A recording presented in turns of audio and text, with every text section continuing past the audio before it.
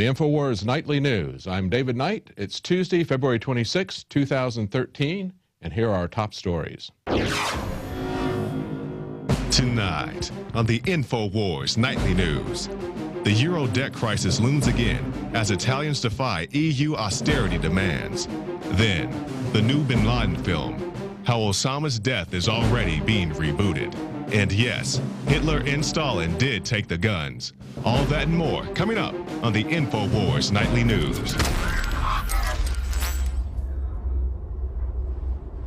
Well, there was an important election last night in Italy that has kind of thrown the European Union into chaos. It's kind of thrown a spanner into the Goldman Sachs machine, if you will.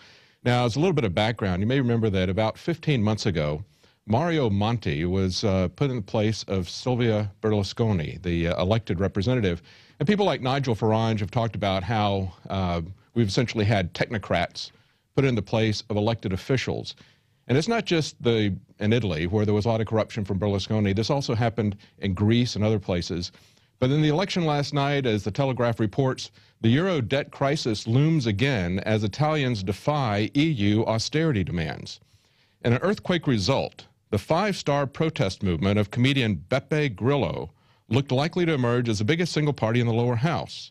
The scourge of bankers and corrupt elites, Mr. Grillo has campaigned for a return to the lira and a restructuring of Italy's 1.9 trillion euro public debt.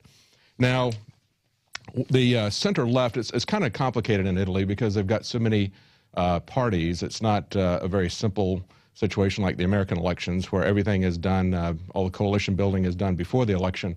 In parliamentary multiple party countries like you have throughout Europe, typically there's coalition building afterwards. But what happened is the center-left Democrats of Pierluigi Bersani got the most votes. However, they cannot really accomplish their agenda without controlling both houses, and the lower house is controlled by this party that has repudiated the austerity measures that are trying to be imposed by the banks on them. Now, the austerity measures that Monti put in, actually, this is what it says from the article, he pushed through draconian fiscal tightening, mostly tax increases, to comply with EU demands, even though Italy's primary budget was already near balance. Critics say this tipped the economy into a needlessly deep recession. Now, of course, Goldman Sachs wouldn't really deliberately sabotage the economy, would they? But they've imposed these tremendous draconian efforts on them, and the question is, will the Italians throw themselves under the bus to save the bankers from their speculation?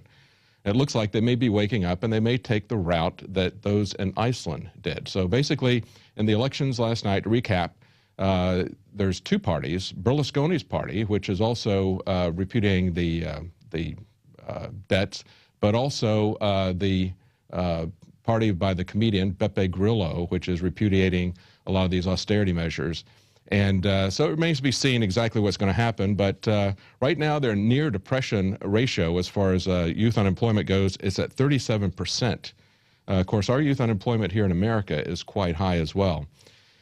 Now, the question is naive social engineering going to get any more bizarre? We have a pastor in St. Louis who is now calling for a gun buyback program, but a gun buyback program of toy guns. Yes, that's right. Let's model tyranny for little children while they're young. Now, I don't know if this is a young pastor or not, but as someone who has had children, I can say this is just an effort in futility. Here's a quote from him. He says, "We want to engage the culture of violence. And one of the strategies that we thought we might be able to use is to educate parents about the danger of allowing kids to continue this access to toy guns and playing with toy guns." Well, here's the truth, Pastor. This is Pastor Rodney Francis of the Washington Tabernacle Baptist Church. Truth is, I've got a couple of sons, and we had a friend who decided that she did not want her child to play with guns. She thought guns were inherently evil. And so she withheld them from him. What she noticed was that he was grabbing sticks and shooting his friends when they were playing with sticks. And they were grabbing sticks and using them as swords. And after a while, she realized it was just in his nature. And she wasn't going to be able to do anything other than probably make him a gun nut when he grew up. We tried to get guns for our children at Toys R Us when they were small, and the only thing we could find was police riot gear. And I didn't want my children playing, it wasn't that I didn't want them playing with guns. I didn't want them playing to be tyrants. I didn't want them pretending that they're going to be breaking up citizens who are exercising their First Amendment rights and beating them up and arresting them. I wanted them to play with guns as children who were defending their home or defending their family or defending their country, because guns can be used for good or for bad, like any other tool. The U.S. dairy industry is now petitioning the FDA to approve aspartame as a hidden additive. I guess the new slogan is going to be, instead of got milk, they can put up got aspartame. And of course, we won't know because they want to hide those ingredients. Mike Adams reports in Natural News, he says, you probably already know the FDA has declared war on raw milk and even helped to fund and coordinate armed government raids against raw milk farmers and distributors. He says, but now the situation is getting more insane than you could imagine. The International Dairy Foods Association and the National Milk Producers Federation have filed a petition with the FDA asking the FDA to alter the definition of milk to secretly include chemical sweeteners such as aspartame and sucralose. And if they can change that, the meaning of milk to include things like aspartame, then of course they won't have to put them on the labels. And he points out this is not just for milk, it's for 17 other products: yogurt, cream, sour cream, eggnog, whipping cream, 17 products in all. Basically, this is what typically happens as governments give in to crony capitalism and become corrupt. What you see are two things. Number one, the government doesn't prosecute these industries when they engage in criminal activity. And to put stuff like this that has serious health consequences in without informed consent and to basically lie on the label is a criminal offense. The other thing that they do in crony capitalism that we always see is that the large corporations and the large associations like the milk producers ally with government to put their competition out of business. And of course their competition are small independent farmers and the free market. And the milk producers don't want to see that continue. Now, in other news, we have a case study in whether or not Google can really change history. Yes, Hitler and Stalin did take the guns. Paul Joseph Watson points out that following Alex Jones' explosive appearance on CNN's Piers Morgan Tonight last month, gun control advocates reacted to Jones's fiery historical defense of the right to keep and bear arms by attempting to dismiss the fact that tyrannical regimes have always disarmed their target populations and to portray that as a myth or a hoax. And here's the way they did it. Numerous left-wing blogs successfully gamed Google's search engine results so that when people searched for terms such as Nazi gun control, they were met with a plethora of articles claiming the historical basis for this connection was a fabrication. Now, that's kind of like what Orwell's Ministry of Truth did when they flushed history down the memory hole. But maybe a better analogy and a more direct analogy is what Goebbels, Hitler's propaganda meister, said. And he said, if you repeat a lie often enough, it becomes a truth. And I guess if a lie scores high enough on a Google search engine, it becomes a truth.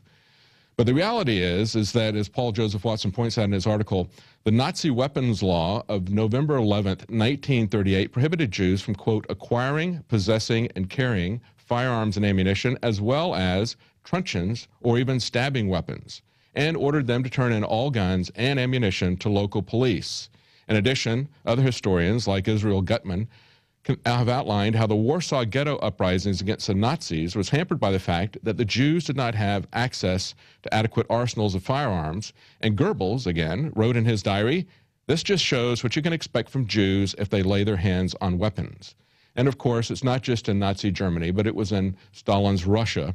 Aaron Zellman documents in his book with J.E. Simkin, the book is Gun Control, Gateway to Tyranny, that in October 1918, the Council of People's Commissars, that is the communist government, ordered citizens to surrender all firearms, ammunition, and sabers, again, stabbing instruments, swords and guns and ammunition, having first mandated registration on all weapons 6 months earlier. So this is something that you can't really dispute the facts. One thing is interesting is that in the Warsaw Ghetto, they started with essentially no guns. And as Alex has said many times, you can get all the guns you want if you got a hammer and a lot of nerve. And that's basically what they did in the Warsaw Ghetto. They were so effective that they tied down for quite a while an entire panzer division. And the only way that they stopped that was to burn the city down. on April the 19th, the same day that Waco was burned down, and using the same tactics that we see used over and over again by government to just burn out any resistance. But of course, we would never have that happen here in America, right? Except that we already have in New Orleans. And we have a city today that wants to disarm, wants the power to disarm individuals during a crisis. Listen to this. In Guntersville, Alabama, Mayor Leigh Dollar is working with city officials to pass an ordinance that would give police the power to, quote, disarm individuals during a disaster. The new rule would allow authorities to confiscate guns of, quote, unruly, unquote, people during extreme weather events. Now, the question is, and the residents are posing this question, why would authorities need to pass a new ordinance given that police already have the power to arrest citizens who are being unruly, whether or not they're armed? So you don't need to have another piece of legislation to allow you to arrest people who are unruly, to disarm people who are unruly. They can be arrested as it is right now. But we've already seen this in New Orleans during Hurricane Katrina. As a matter of fact, that was a major impetus for Oath Keepers. And we are not going to be fooled by that again. We're not going to be fooled into forgetting about Nazi and Stalinist atrocities as well as the Communist Chinese. Now, we've got a new movie that's coming out. If you watched the Oscars, you saw that they pretty much snubbed Oh Dark 30, or Oh Dark Easter Bunny, as we like to call it. But yet another movie is coming out to give us yet another version of the bin Laden assassination narrative. We've had several versions. Stories were coming one after the other. It was changing as the events were supposedly happening from the federal government. Now Hollywood is giving us one narrative after the other. A new story called Shooter. It appears that a deal is in the works for that. That'll be the third film about the supposed assassination of bin Laden. But people are starting to push back against this obvious propaganda campaign. It was totally snubbed at the Oscars, and people are starting to understand they don't like to be propagandized in movies and lied to. And we understand how powerful movies are, as well as the government. That's why they use this as a propaganda tool. When I saw Dr. Strangelove as a child, I really wasn't thinking about fluoridation. We had well water. And I hadn't really considered it. I didn't know what it was about. But they did a wonderful job in Dr. Strangelove of making anybody that was concerned about impurities like fluoride being put in their water, making them look like absolute kooks. Because, of course, that was the inspiration for General Jack D. Ripper to start a nuclear holocaust, was the fact that his water was fluoridated. So Hollywood has a power to do a lot of things, whether it's by ridicule or just outright heroic propaganda. And that's why we want to have this, this film festival that we've started with Infowars. We've got a huge amount of money on the table, $115,000 in prize. The first prize is a $100,000 grand prize. But we want an online film festival where people can talk about liberty. They can show documentaries. They can show narratives. And we've got some really excellent entries that are coming in. There's still another couple of months for people to get involved and to submit entries. And there's also an opportunity for you to become part of future productions here at Infowars. Alex has produced over 23 documentaries, and we're looking to start doing that again because it is so effective. We know it's effective. The government knows it's effective.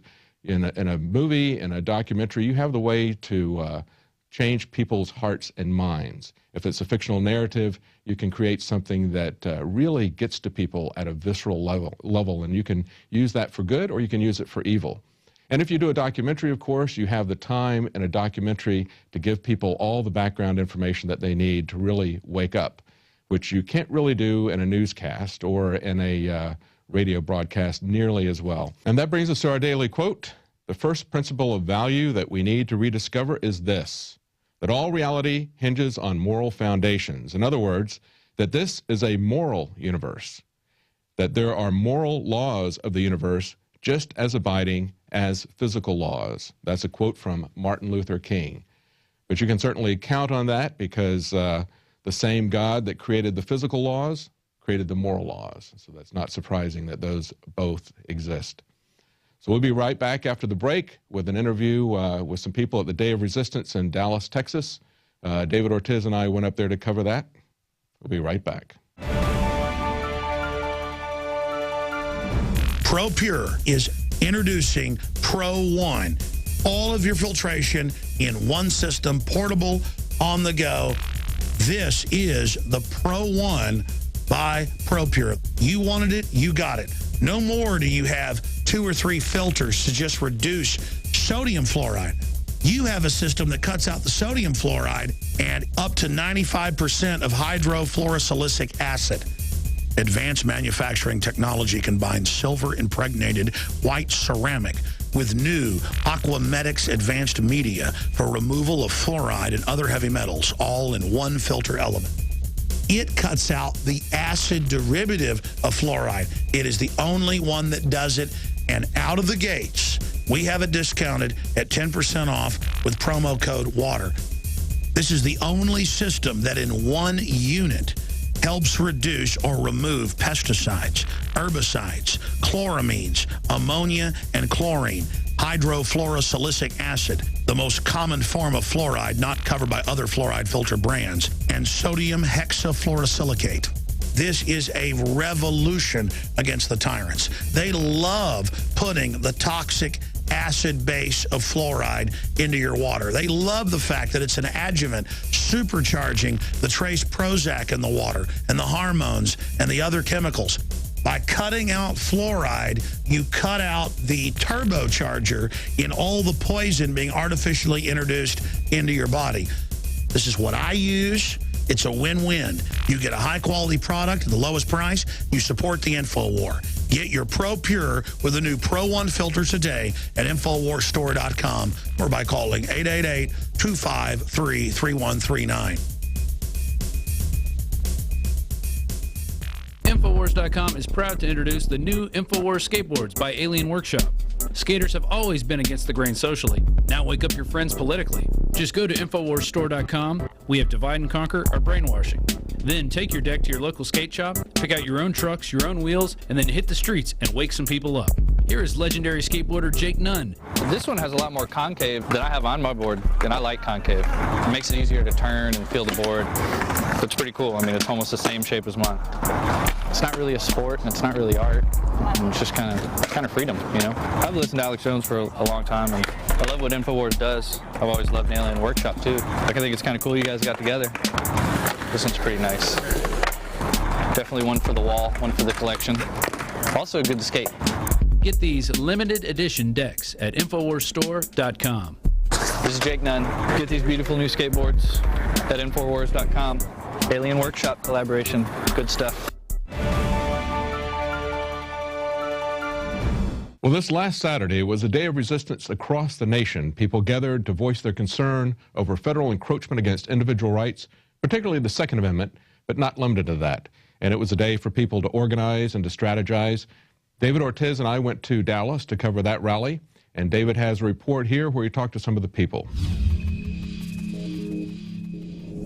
For Infowars Nightly News, I'm David Ortiz. Well, David Knight and I attended the Day of Resistance rally here in Dallas, Texas. It's part of a national event that over 50,000 Americans are expected to participate in over 30 U.S. states. And at this event here in Dallas, not only did they focus on the proposed federal assault weapons ban that's being sponsored by Senator Dianne Frankenstein, but also on various assault weapons bans that are being proposed in various states, including Colorado and New Jersey. Well, I used to be a lawful gun owner in the United Kingdom, and when they passed the ban law, I lost my firearms, and I'm not about to let that happen to me a second time, being a lawful gun owner in the United States. How did that make you feel when they, what part of England were you in? What happened exactly? I was in Cambridge when it all happened. And in 1996, when we had our equivalent to Sandy Hook, it was kind of horrifying at the time, but then there was a knee-jerk reaction by our government and our people. They'd already banned assault rifles after an incident called Hungerford, and then when our Dunblane happened, they banned all guns. And within a few weeks of the laws being passed, at 1 minute past midnight, a knock on the door, law enforcement came to collect my firearms and ammunition. How did that make you feel? How do you think it made me feel? It was sickening because I was a law-abiding citizen. I did everything I possibly could by the government and the state to be a lawful-abiding citizen. I didn't commit a speeding ticket. I didn't do a parking ticket. I did nothing because I wanted to be a law-abiding citizen to own firearms and shoot in competitions. And that was all taken away from me because of one unlawful person. The UK also has one of the largest injuries and death through knife and knife attacks than anywhere else in the world. Gun ownership is very good and very rife in the United Kingdom, despite what the media says. There were situations where if I wanted to buy an illegal gun, I knew where to go and pick it up.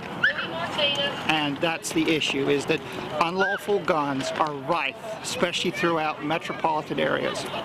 The only thing that separates animals from men is our ability to reason. And I think that if individuals take the time out to reason, ask themselves a few questions. Do criminals care whether or not you ban guns? No, they don't. They're criminals. What they do is break the law. If we take away guns from individuals who use them to protect their families, don't we leave the vulnerable more vulnerable? The incident that happened in Newton happened because of vulnerability, because no one was there to protect those children. By banning guns, by banning the number one thing that the Constitution gives us the right to hold, we actually leave our children even more vulnerable. Being a female and owning guns is, a right. Say somebody's going to come up and rob you or try to take away your car, where in Texas we can actually carry weapons in our car, so if that does happen, we have that protection. So, if you look at more of the rape crime than the people killing people crime, it's kind of more rape. Does it make you feel safer having access to a gun? Yes, it does. You say to minorities, Hispanics, African Americans who say, oh, come on, this is something that only, Caucasian Americans are into. This is racist. Some commentators have said, oh, they're just trying to gear up so that if a minority comes to their house, they can blow them away. It's a racial thing. What would you say to them? I don't necessarily believe it's a racial thing by any means.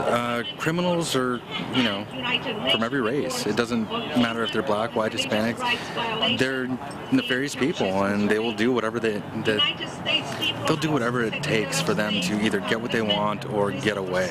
And I think that's really scary. They don't play by the same rules as law-abiding citizens. They don't care about background checks or getting things legally or, other people for the most part. And that line of ideology, who knows where it can go? Well, the keynote speaker was a lady who had lived under Romanian dictator Nicolae Chauchesku.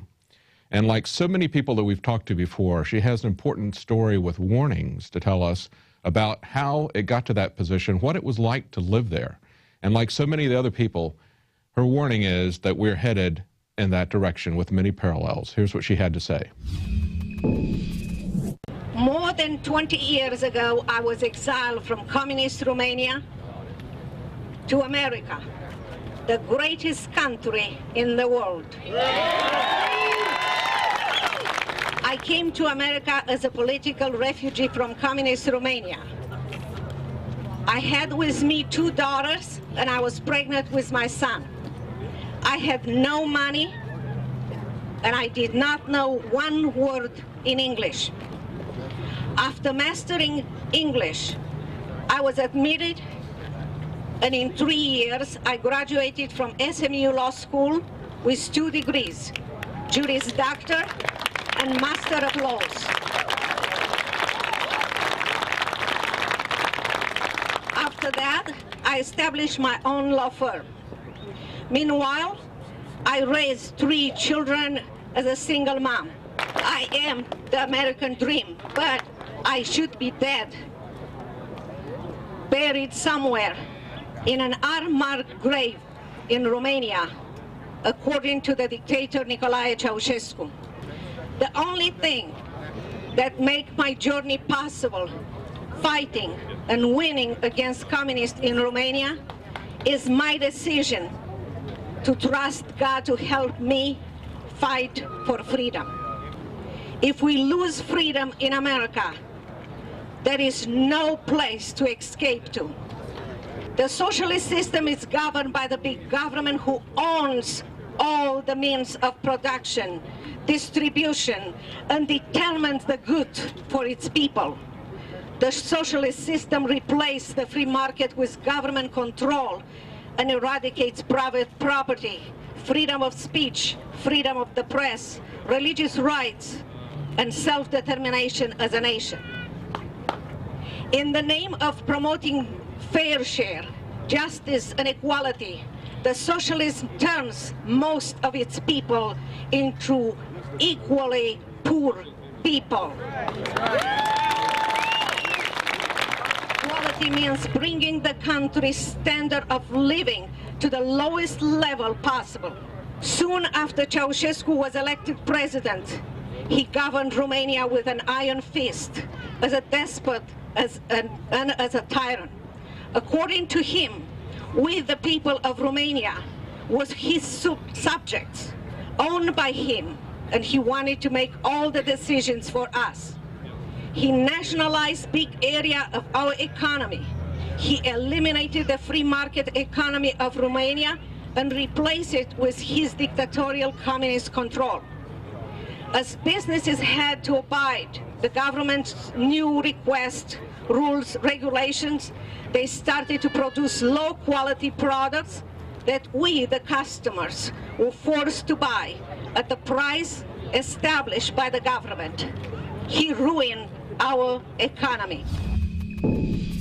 Well, I was curious when she talked in her speech about Chauchesku taking away the free market and other freedoms, because I was under the impression that everything just came down like a hammer when the first communist dictators came in. But like Bert from Poland, who, if you remember an interview we had with him a few weeks ago, things didn't happen all at once, just like things are not happening all at once here in America. Now, Bert had told us that in Poland, it took several decades for the communist system to completely suppress and kill all the free market and private businesses that were there. And of course, once those were gone, things got really bad. But here's how Mrs. Prodan described the Romanian takeover. Of socialist and communist leaders, but he was the worst one. He was the only one who declared himself God, and he was the one who fought against Christians and churches, demolishing churches and putting Christians in jail. He made the secret police, Securitate, as his personal special forces, and he developed the informants. He was worse than Stalin, worse than Hitler. He killed many people. I am a miracle that I am alive. I believe the reason is that God protected me, and because in Romania being a woman means nothing. And he was shocked and surprised that I took him to court and I won cases, and I exposed him to Voice of America, Free Europe. Well, there's some interesting parallels between this dictator who thought of himself as God and American leaders who think they should control every aspect of our life. Here's what Virginia had to say about that. He changed our healthcare system for worse into a national healthcare system. Patient-doctor relationship vanished. Patients and doctor lost their freedom. Hospitals were administrated, and medication were rationalized by government to patients. Before socialism came to Romania in power, Romania was a rich country with a free market economy, a good health care and good school system. Bucharest, the capital of Romania, was called Little Paris. But with socialism and Chauchesku's strict control system, very soon Romania experienced a drastic shortage of food, fuel, energy, medicine, and all the other necessities. Well, it wasn't just a complete takeover of health care. Chauchesku also went after the guns. Using altruistic purposes, too many kids killed or hurt by guns. The socialist government immediately established gun control in Romania. It created a police system, Securitate, to control and silence everyone, including the media.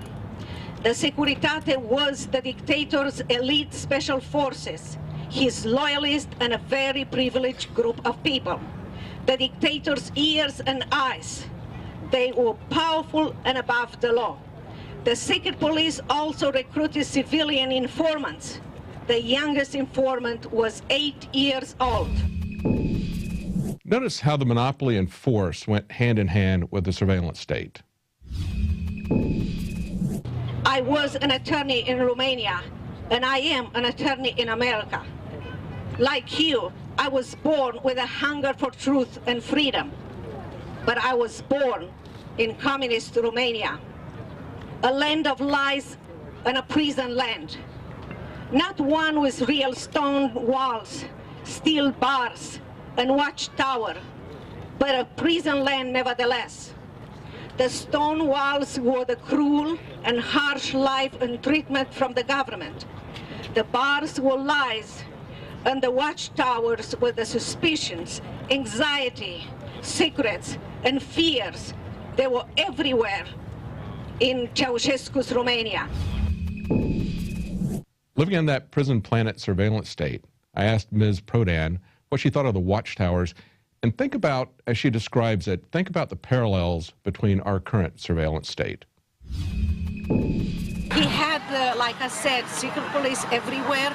I had microphones in my house, in my office. I had secret police outside of my home, 24 hours a day. They had informants, everything. He was able to listen. So we all live in a constant state of anxiety and mistrust, where one could be denounced for anti-government statement by anyone, a neighbor, a classmate, even a family member. For many people, the only way to avoid dictators' punishment, usually jail or death, was to remain silent, to blend in. And when she talked about taking Chauchesku to court, I was curious if they had laws there that protected any individual rights. On what basis did she win? Now, there's been a Second Amendment speech of a fellow who was at Tiananmen Square and in Massachusetts. And he talked about the fact that in China, they had laws that protected most of the individual rights that are enshrined in the Bill of Rights in America, of course, with the exception of the Second Amendment. But of course, they didn't pay any attention to them. And a similar thing happened in Romania, but listen to how she described it. Not sure if we have everything like in America, but I will give you an example. We have laws in Romania that will protect churches and Christians, but during the interrogation, the laws that I use them against the government, and you hear me saying that I won all of those cases. And the reason is because I use those cases that nobody else in Romania wanted to use or dared to use. And in the interrogation room by secret police, those secret police told me that those laws were in Romania, in the books, so Romania can have or maintain the most favored national status with United States, not for me to use against them. But I was very determined to use, and I told them that going to law school, nobody told me that, and I really believe in those laws, and I'm going to use them, and So the laws there were just window dressing.